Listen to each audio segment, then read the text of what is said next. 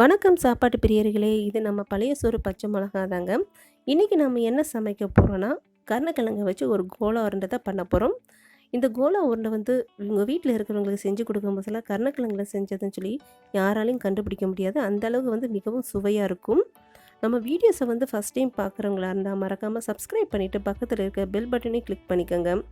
இப்போ வந்து கருணக்கிழங்கு கோலா எப்படி பண்ணலாம்னு சொல்லி வீடியோக்குள்ள போய் பார்க்கலாம். கருணக்கிழங்கு கோலா பண்ணுறதுக்கு இன்றைக்கி 250 கிராம் கருணக்கிழங்கு எடுத்திருக்கேன். கருணக்கிழங்கு வந்து கேரட் துருவலில் போட்டு துருவி எடுத்து வச்சுருக்கேன். அப்போ தான் நம்மளுக்கு மிக்சியில் போட்டு அரைக்கும் போது நல்லா நைஸாக அரைப்படும். 250 கிராம் கருணக்கிழங்கு வந்து 100 கிராம் சின்ன வெங்காயம் தேவைப்படும்.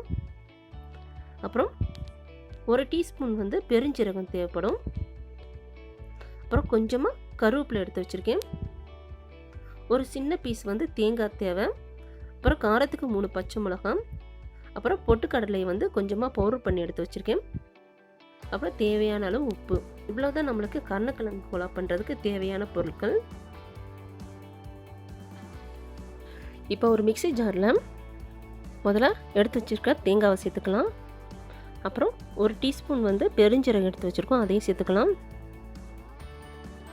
காரத்துக்கு வந்து 3 பச்சை மிளகாய் எடுத்து வச்சுருக்கோம், அதை சேர்த்துக்கலாம். காரம் உங்களுக்கு எவ்வளோ தேவையோ அதுக்கேற்றாப்புல வந்து பச்சை மிளகாய் சேர்த்துக்கோங்க.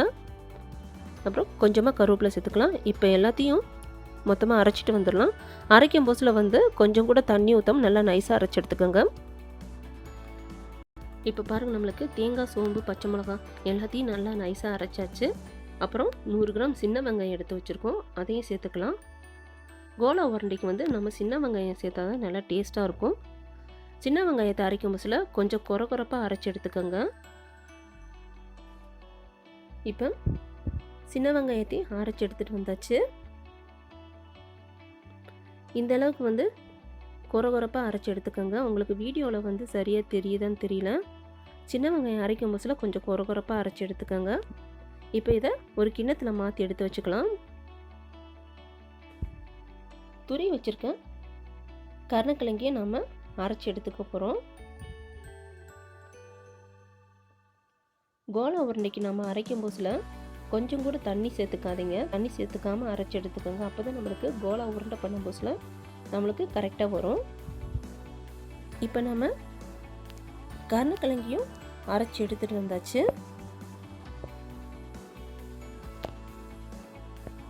இப்போ இதை நம்ம ஒரு கிண்ணத்தில் மாற்றிக்கலாம். இப்போ நம்ம ஏற்கனவே அரைச்சி வச்சுருக்க மசாலா கூட அரைச்சி வச்சுருக்க கருணக்கிழங்கையும் சேர்த்துக்க போகிறோம்.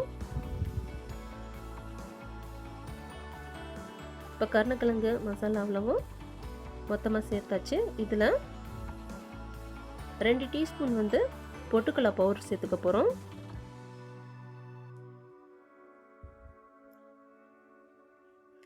அப்புறம் தேவையான அளவு உப்பு எல்லாத்தையும் சேர்த்துட்டு மொத்தமாக கலந்துக்கலாம். இப்போ எல்லாத்தையும் நல்லா கலந்தாச்சு. இது வந்து சின்ன சின்ன உருண்டையாக நம்ம உருட்டி எடுத்துக்கலாம்.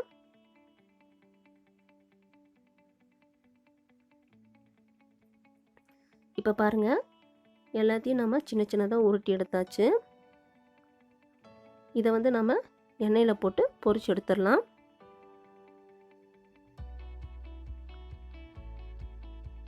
இப்போ பொரிச்சு எடுக்கிறதுக்கு நம்மளுக்கு எண்ணெய் வந்து தயாராக இருக்குது.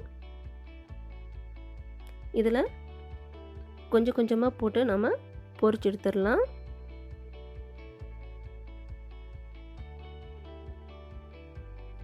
பொரிக்கும் போதில் மிதமான சூட்டில் பொரிச்சு எடுத்துக்கோங்க.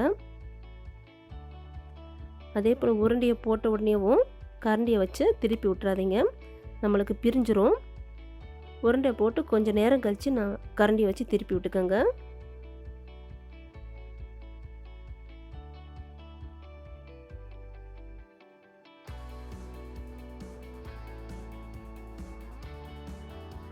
இப்போ நம்ம எல்லாத்தையும் பொறுமையாக திருப்பி விட்டுக்கலாம்.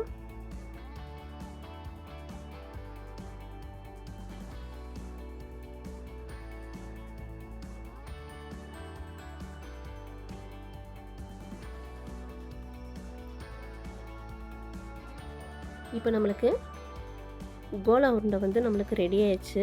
இப்போ நம்ம எடுத்துடலாம். இப்போ பாருங்கள், நம்மளுக்கு கொஞ்சம் கூட பிரியலை, அதே சமயத்தில் எண்ணெயும் குடிக்கல பாருங்கள். இப்போ நம்மளுக்கு சூப்பரான கருணக்கிழங்கு கோலா உருண்டை வந்து ரெடி ஆயிடுச்சு.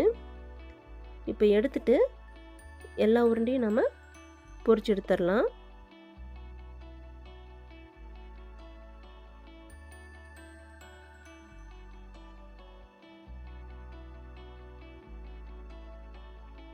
இப்போ கருணக்கிழங்கு கோலா எப்படி பண்ணுறதுன்னு சொல்லிட்டு பார்த்தீங்க. இதே மாதிரி நீங்களும் உங்கள் வீட்டில் வந்து செஞ்சு பாருங்கள். செஞ்சு பார்த்துட்டு எப்படி இருந்துச்சுன்னு சொல்லிவிட்டு உங்கள் கருத்துக்களை வந்து எங்களுக்கு தெரியப்படுத்துங்க.